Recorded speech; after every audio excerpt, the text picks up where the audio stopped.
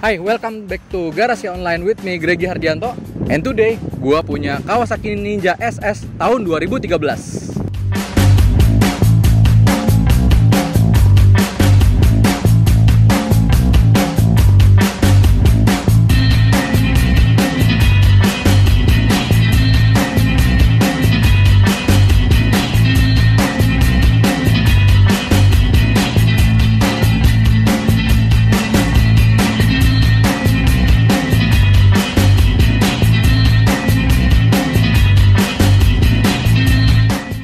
Sebelum eksis Ninja 250, sebelumnya kita lebih kenal sama Ninja 2 tak yang 150 cc.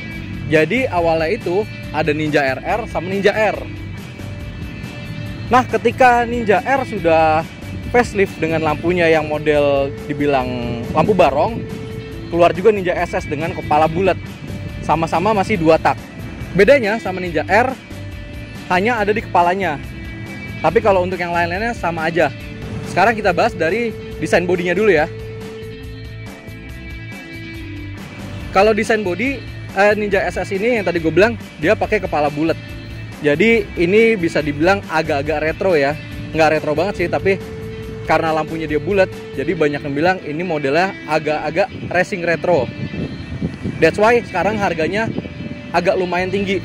Karena desain kepala bulatnya ini bikin desainnya agak kelihatan retro. Dan desainnya ini dia sporty ya. Emang ini motor racing soalnya ya. Dilihat dari tangki, jok, sampai ke belakang, sampai ke footstep juga.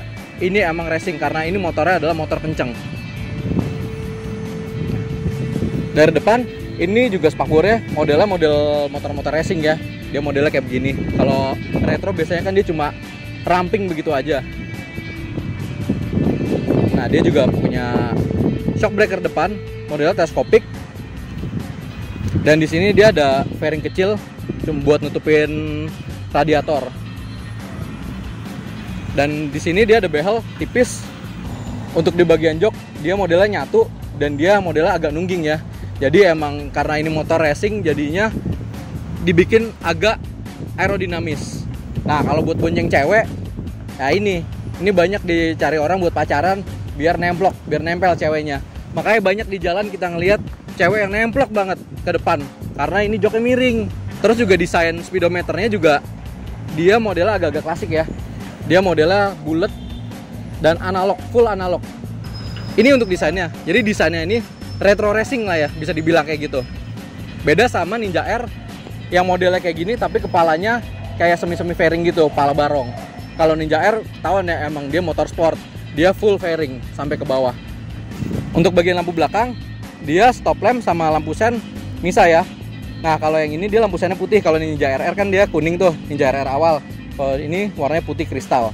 Terus di bagian sini ada stiker Ninja SS. Nah, ini bener-bener asli SS. Ninja SS ini pernah facelift juga. Faceliftnya di mana? Faceliftnya di dekalnya aja, di stripingnya ini. Jadi kalau yang awal-awal dia stripingnya modelnya kayak gini. Dan yang di tahun 2014-15 kalau nggak salah, 2015 itu tahun yang terakhir ya. Dia modelnya zebra sebutannya. Jadi modelnya garis-garis kayak gitu. Cuma di situ aja sih faceliftnya. Nah, sekarang ini untuk mesinnya. Mesinnya ini 150 cc 2 tak. Makanya dia ini ngebut dan ngebul. Nah, karena dia ngebul di tahun 2012 atau 13 ya. Sorry gue lupa. Dia ada HSAS, High Performance Secondary Air System. Jadi di sini buat kontrol gas buang. Jadi biar dia asapnya tuh nggak terlalu ngebul. Jadi ini tuh masih agak lumayan bersahabat sama lingkungan. Tapi larinya tetap ngebut karena dia ada super kips. Nah, kipsnya ini dia buat ngatur katup. Jadinya ketika di RPM 7000 motornya itu langsung jadi galak. Ngebut banget. Nah, kalau nyari motor ini better kita cari yang sandaran karena motor ini motor kencang, banyak dipakai buat drag race, buat balapan, jadi dia udah banyak orekan. Dan untuk pengereman dia depan belakang dia udah cakram. Dia double piston ya depan belakang, makanya dia ngeremnya agak lumayan. Karena ini 2 tak, dia juga pakai knalpot 2 tak ya.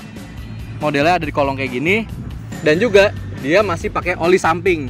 oli sampingnya ngisinya dari sini.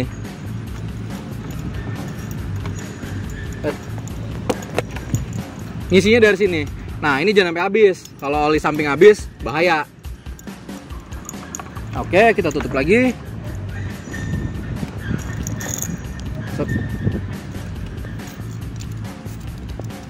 Nah, karena dia juga motornya agak lumayan kenceng, jadi dia di sini ada radiatornya buat dinginin mesin. Nah, di sini radiatornya agak lumayan gede ini. Nah, kalau radiator ngisinya dari sebelah kanan. Nah, buat ngisi air radiator buka dari bodi sebelah kanan. Dari sini. Ini tempat buat ngisi air radiatornya. Kayak gitu. Sekarang kita tutup lagi. Dan rangka buat gendong mesinnya juga double ya, jadi dia nggak geter.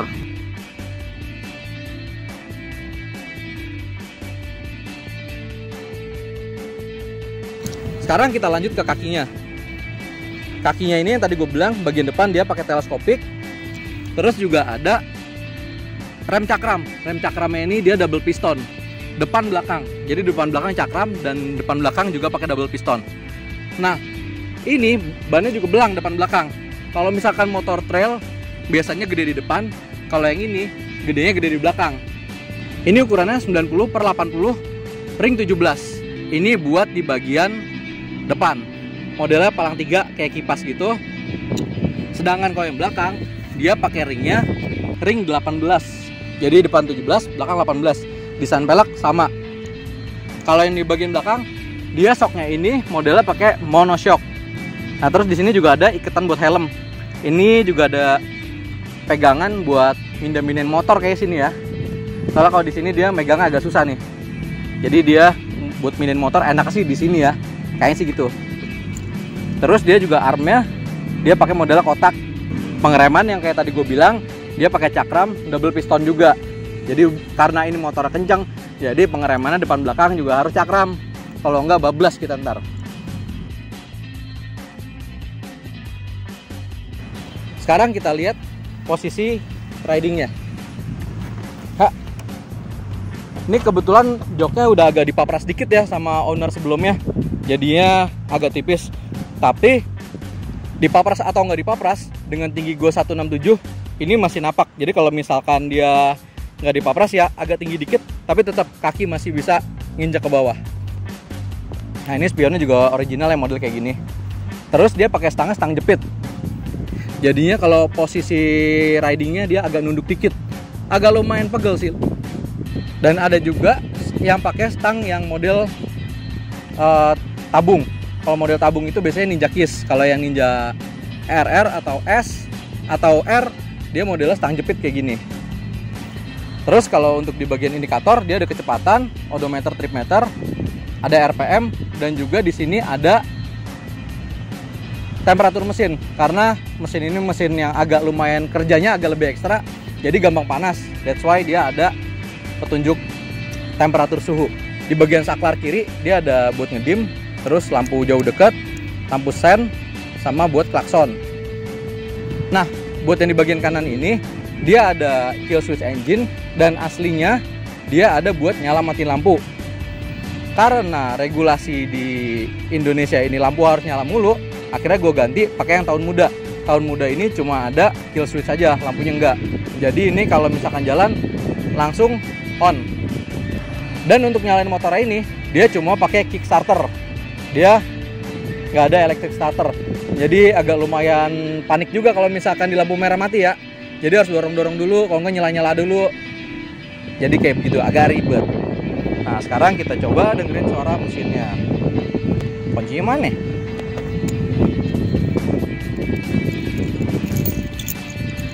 Oke.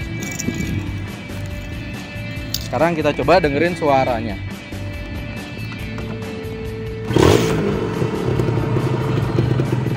Ini suara knalpot standar ya. Adem.